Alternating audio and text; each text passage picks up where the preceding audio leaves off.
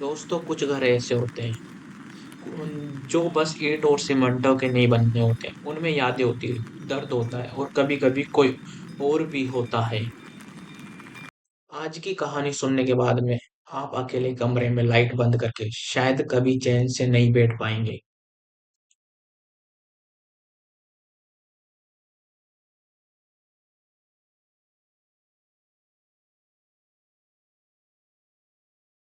उत्तर भारत के छोटे से कस्बे के बाहर एक पुराना टूटा फूटा घर था।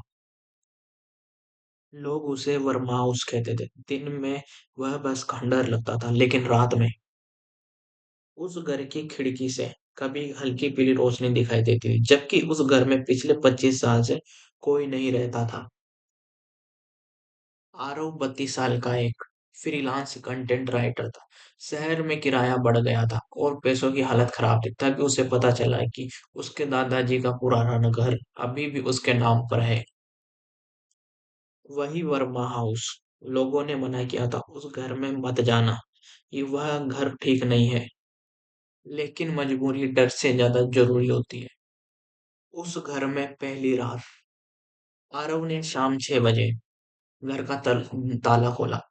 दरवाजा खुलते ही एक अजीब सी ठंडी हवा सीधे उसके चेहरे से टकराई। घर के अंदर पुरानी लकड़ी, सीलन और किसी सड़े हुए फल की जैसी गंदी बदबू आ रही थी।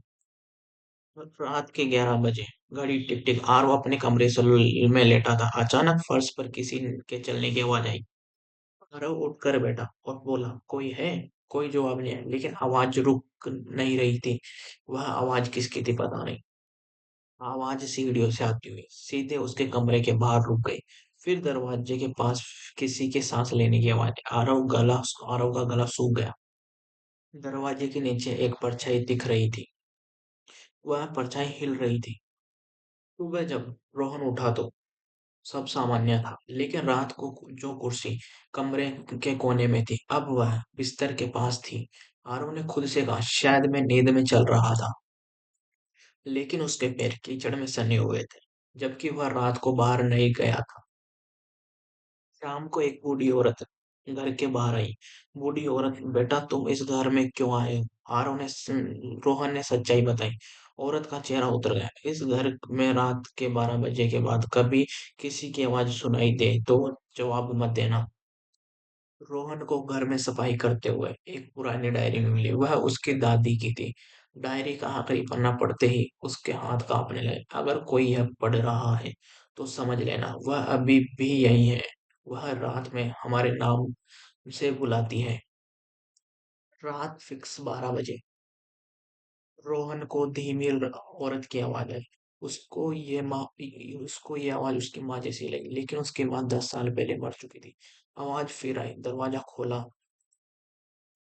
आरव ने डरते हुए आईने में देखा। आईने में वह अकेला नहीं था, उसके पीछे एक औरत खड़ी थी।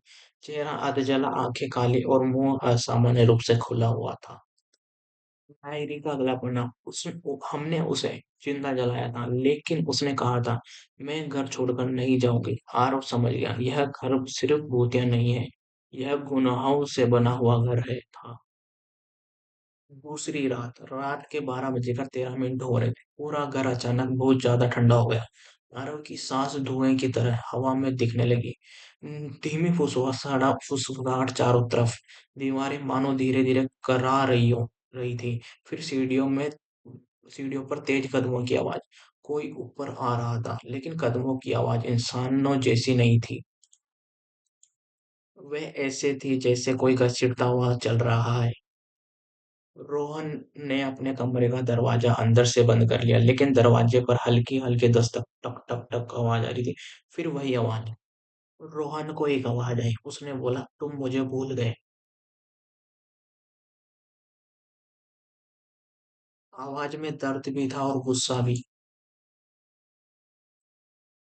रोहन ने कान बंद कर लिए, लेकिन आवाज दिमाग के अंदर गूंज रही थी। अचानक कमरे की लाइट अपने आप जल गई। दीवारों पर कुछ उभरने लगा। धीरे धीरे लाल रंग की लकीरें शब्दों में बदलने लगी। आरव चीख पड़ा। अगली सुबह आरव कस्बे की लाइब्रेरी गया, पुराने अखबार खंगालते हुए उसे 27 साल पुरानी खबर मिली। वर्मा हवेली में औरत को जिंदा जला दिया गया। शक का काला जादू, दोषी परिवार के सदस्य। तस, तस्वीर में वह औरत धीमी सस्पेंस, धीमी मतलब बहुत धुंधली उसकी फोटो थी। आरव की दादी नहीं बल्कि उसकी बुआ कविता वर्मा थी। कविता बुआ अकेले रहती थी। लोग कहते थे उन्हें अजीब सपने आते थे। एक रात घर में आग लगी। गांव वालों ने कहा उसने खुद को जला लिया। लेकिन सच्चाई ये नहीं थी। रोहन के दादाजी ने और घर के लोगों ने उसकी बलि दे दी थी। डायरी में लिखा था, अगर हम ऐसा नहीं करते तो वह घर हमको सबको खा जाता। रोहन को अब समझ में आने लगा था, यह घर किसी आत्मा से नहीं बल्कि जिंदा जलाई गई पीड़ा से बना हुआ था। हर रात घर सांस लेता था, हर सांस के साथ वह दर्द फिर से जिंदा हो जाता था। आरव की नहीं, रोहन की तीसरी आखिरी रात उस घर में।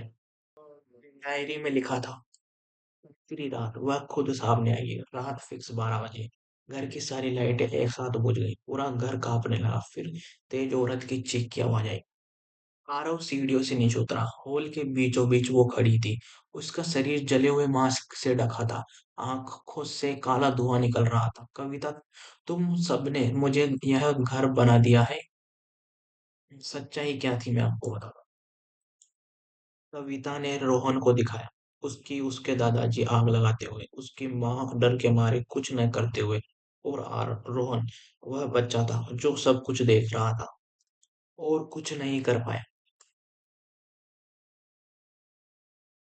कविता बोली, या तो घर खत्म होगा या तुम। ये घर की दीवारें पास आने लगी। आर रोहन ने खुद को आग के हवाले कर दिया। वर्मा हवेली जलकर राख हो गई। उस जगह अब कुछ नहीं हो रहा था। लेकिन रात में लोग कहते हैं, धीमी डरावनी आवाज, उस राख से अब भी सांसों की आवाज आती है। कुछ घर तोड़ने से नहीं को मतलब कुछ घर तोड़ने से नहीं टूटते हैं, उन्हें कुर्बानी चाहिए। तो ये थी आज की न्यूज। अगर आज की हॉरर स्टोरी वीडियो अगर अच्छी लगे तो लाइक शेयर सब्सक्राइब, बहुत मेहनत लगी है यार। तो मिलते हैं नेक्स्ट वीडियो में। जैसे टाटा भाई। अगर अच्छी लगी तो लाइक मार देना, एक सब्सक्राइब मार देना, ठीक है।